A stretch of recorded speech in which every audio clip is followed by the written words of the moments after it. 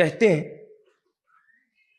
ایک شخص تھا غربت تنگ دستی کا شکار، اللہ کی شان، گھر میں ایک کے بعد ایک بیٹیاں ہی پیدا ہوتی رہی، بیٹیاں ہی پیدا ہوتی رہی، اور بیٹیوں کی پیدائش کے بعد جب بیٹیاں جوانی پہ پہنچی رشتے نہیں آتے تھے، اس لیے کہ غربت کی وجہ سے کون کرتا ہے۔ آج میں یہاں یہ بات بھی کہہ دوں، رائچور میں سب چیختے ہیں چلاتے ہیں بیٹیاں بھاگ رہی ہے، بیٹیاں بھاگ رہی ہیں۔ میں کہتا ہوں بیٹیوں کو شوق ہے بھاگنے کا؟ صرف درد بھری باتوں سے اور درد بھری کانفرنسوں سے ہم قوم کے مسائل کا علاج نہیں کر سکتے۔ ہم جب تک میدان عمل میں قدم نہ رکھیں، بیٹیاں کیوں بھاگ رہی ہیں؟ جو بھاگ رہی میں ان کا سپورٹ نہیں کر رہا ہوں میرے بھائی، غریبوں کی یہاں کون رشتے بیچتا ہے؟ دیندار لوگ جو جلسے کراتے بھی ہیں وہ اپنے بیٹے کے موقع بھی سوچتے ہیں کہ میرے بیٹے کو کوئی ایسا گھر ملے جہاں وہ جا کر کے دعوت تو کھا سکے۔ یہ حال ہو گیا، چہرے اسلامی ہیں، سوچ اسلامی نہیں ہے، کپڑے اسلامی ہیں، سوچ اسلامی نہیں ہے، زبان اسلامی ہے، سوچ اسلامی نہیں۔ بچیاں 35 سال کی عمروں کو پہنچ گئی، ان کے لیے اچھے رشتے نہیں۔ جو بچیاں مرتد ہوئی ہیں، جب انہوں نے انٹرویو دیا ہے تو یہی کہا کہ ہم خوشی سے نہیں ہوئے، کچھ نے تو یہاں تک کہا ابھی بھی ہمارے دلوں میں ایمان ہے، لیکن ہمیں خوبصورت ہونے کے بعد بھی ہمیں کس مسلمان نے اپنایا۔ یاد رکھنا ظالم معاشرے کے ظالم لوگوں، قیامت کے دن کہیں تمہاری نماز روزے اور تمہاری یہ میٹھی میٹھی باتیں منہ پہ نہ مار دی جائے۔ آقا فرمائیں گے میری امت کی بیٹیاں غربت کی وجہ سے مرتد ہو رہی تھی اور تم شادیوں کی رسومات اور دولت کے پجارے بنے ہوئے تھے، کیا جواب ہوگا؟ ہم نے صرف درد بھری باتیں کی۔ اگر آج کے لڑکے سوچ لیں کہ میں نے پرائرٹی ان لڑکیوں کو دینا ہے جن کے گھر میں چولہا بھی نہیں جلتا، پھر دیکھو کون بچی بھاگتی ہے۔ حالات ہم نے خراب کیے ہیں، اتنے رسومات، بس رسومات میں گھر گئے، اور ہر آدمی چھپتا ہے عورتوں کے پیچھے۔ گھر کی عورتیں نہیں مانتی، ہر معاملے میں مانتی، اس معاملے میں نہیں مانتی۔ جھوٹ ہے، مکر ہے، فریب ہے، نعرے جلسے کانفرنس، کسی مسئلے کا حل نہیں۔ اور اغیار دشمنان اسلام، منکرین اسلام، انہی گندی سوچ کا ناجائز اور حرام فائدہ اٹھا رہے۔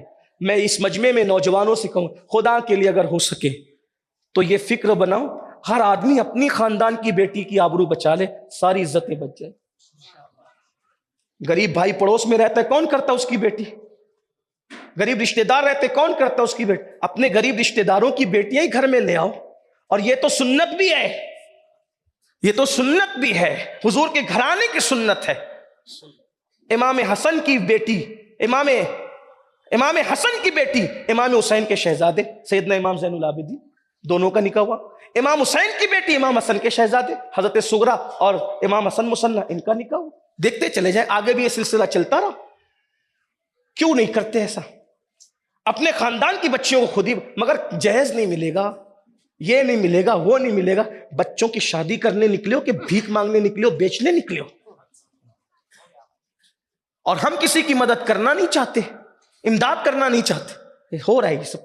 تو 4-5 بیٹیوں کا باپ بن گیا، آخر میں بیمار ہوا، رشتے نہیں آتے تھے بچیوں کو اچھے، دوا کے لیے بھی کوئی پوچھنے والا نہیں تھا۔ تو ایک دن اس بڑی بیٹی نے فیصلہ کیا کہ میں نے اپنے باپ کو اس طرح سسکتے ہوئے مرتے نہیں دیکھنا۔ سماج میں ہماری کوئی مدد تو کرتا نہیں ہے، نہ میری بہنوں کو رشتے آتے ہیں، نہ مجھے آتے ہیں، اوپر سے باپ بیمار ہے، اس کو کوئی دوا بھی نہیں دے جاتا، کوئی پیسے بھی نہیں دیتا، کوئی مدد بھی نہیں کرتا۔ پتہ ہے لڑکی نے کیا فیصلہ کیا؟ اس لڑکی نے فیصلہ کیا، آج سے میں نے اپنے جسم کو بیچنے کا دھندا شروع کرنا ہے۔ یوں ہی حالات نہیں بگڑتے میرے بھائی۔ بہت مزے لے کر کے لوگ کہتے ہیں کہ بچیاں بھاگ رہی ہے، بچیاں آبرو بیچ رہی ہے۔ یہ ظالم معاشرے کے پاس 1-1 لاکھ روپے تو ہے قوالوں پہ لٹانے کے لیے، قوال اور قوالن کے مقابلے کے لیے تو 1-1 لاکھ روپے ہے۔ کسی غریب کے سر پر چادر ڈالنے کے لیے ہمارے پاس 1000 روپے بھی نہیں ہے۔ ہاں، ہمارے پاس 2-2 کروڑ کے گنبد بنانے کے لیے تو پیسے ہیں، لیکن ہمارے پاس 20,000 روپے بھی کسی کی آبرو بچانے کے لیے نہیں ہے۔ میرے جانے کے بعد رائچور والے مجھے گالی دیں گے یا دعا دیں گے، مجھے اس کی پرواہ نہیں ہے، لیکن میں یہ بات ضرور کہہ جاؤں گا، قوم کے حالات کی خبر لو، ورنہ قیامت کے دن ایسا نہ ہو کہ حضور رخ پھیر لے یہ کہہ کے کہ غربت کی وجہ سے میری قوم کی بیٹیاں مرتد ہو رہی تھی۔ تمہارا رول کیا تھا؟ تم عرس کے نام پہ پیسے لٹاتے رہے، तुम चादर और घाघर के नाम पे, मैं ये नहीं कह रहा हूं कि उर्स ना करो, करो जिस तरह महबूब इलाही ने किया उस तरह, जिस तरह गरीब नवाज ने किया उस तरह करो। जलसों के खर्चे कम करो। मस्जिदों की मीनार 2 करोड़ के बनाने की बजाय अपनी कौम की आबरू बचाने के लिए वो 2 करोड़ का इस्तेमाल कर लो। मस्जिद का मीनार इतना ऊंचा नहीं रहेगा, कुछ नहीं पूछा जाएगा हमसे, कौम की आबरू बचा लो, कौम की बेटियां बचा लो। आर्टिकल लिखने से कुछ नहीं होगा, बयानात देने से कुछ नहीं होगा, मैदान अमल में आ जाओ। अल्लाह के रसूल अलैहिस्सलाम ने हमें अमल के मैदान का मुजाहिद बनाया, और नहीं होगा तो ये दुखड़ा फिर मुकम्मल कर लेते हैं। अल्लाह अकबर। उसने फैसला किया, मैंने आबरू बेच, दूसरों के घर जलते हैं उस पर खामोश बैठोगे, आग का की कोई आंख नहीं होती। अगर पड़ोस का घर जल रहा है और आग नहीं बुझाई, आपका घर भी जल सकता है, आपके घर में भी आग लग सकती है। उस बच्ची ने बुर्का ओढ़ा, मेकअप के लिए उसके पास कोई सामान भी नहीं था, और गई और जाकर के चुपके से सरे शाम बाजार हुस्न में बैठ गई। जब भी कोई जालिम आता हवस का पुजारी बनकर, क्योंकि पहली मर्तबा आबरू बेचने आई थी, जो आता उसका दिल धक धक करने लगता, दिल की धड़कन तेज होती, जैसे वैसे सीने पे हाथ रख के दिल पे काबू पाती। लेकिन खुदा की शान, जो आता नजरें नीची करके गुजर जाता, जो आता नजरें नीची करके। हालांकि उस पूरे बाजार हुस्न में उस लड़की से ज्यादा खूबसूरत कोई न था, लेकिन पता नहीं क्यों जो आता नजरें नीची करके गुजर जाता। एक एक जालिम आता गया हवस का पुजारी, और एक एक जालिमा हवस की पुजारिया को अपने साथ उठा उठाकर कीमत तय के ले जाता रहा।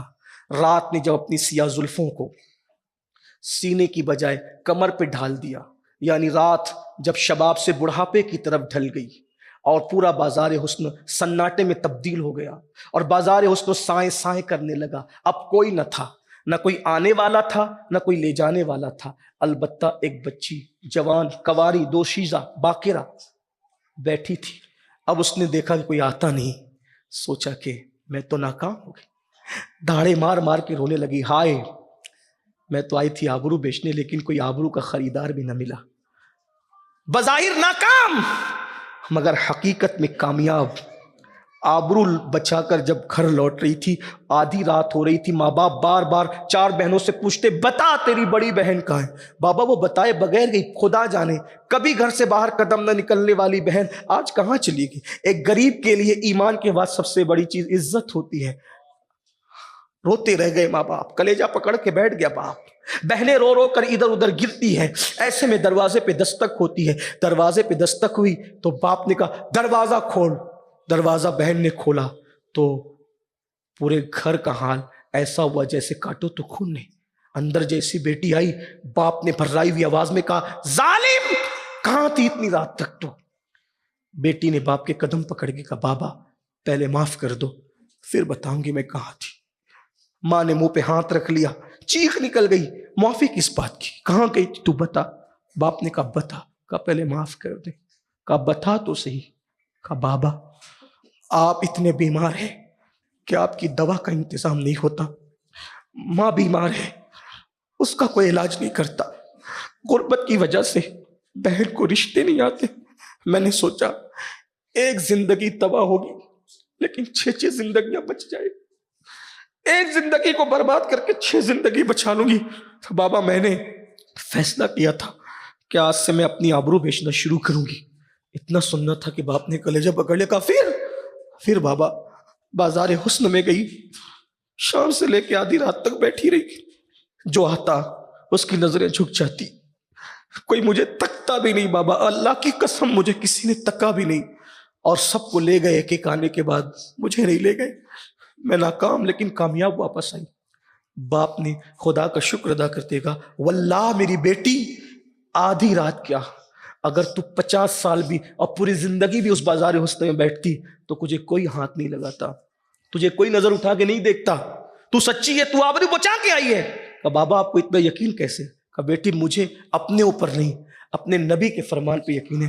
मेरे नबी ने फरमाया कमा तदीन तुदान, जैसा करोगे वैसा तुम्हारे साथ किया जाएगा। मेरी बेटी तेरे बाप ने कभी किसी औरत पर गलत नजर नहीं उठाई, मेरी बेटी पर कोई गलत नजर कैसे उठा सकती। इसलिए आज से पहले जो हुआ तौबा कर लीजिए, माफी मांग लीजिए और एक नेक इंसान बनिए। एंजॉय कीजिए जिंदगी का, एंजॉय गुनाह में नहीं, انجوائے نیکی میں، پرہیزگاری میں، تقوی میں. اور میں تو یہ کہتا ہوں اگر زندگی کو خوبصورت بنانا ہو دین سے وابستہ ہو جائیے، زندگی کا بھرپور انجوائے کرنا ہو دین سے وابستہ ہو جائیے، اور اس کے لیے بہترین پلیٹ فارم ہے سنی دعوت اسلامی.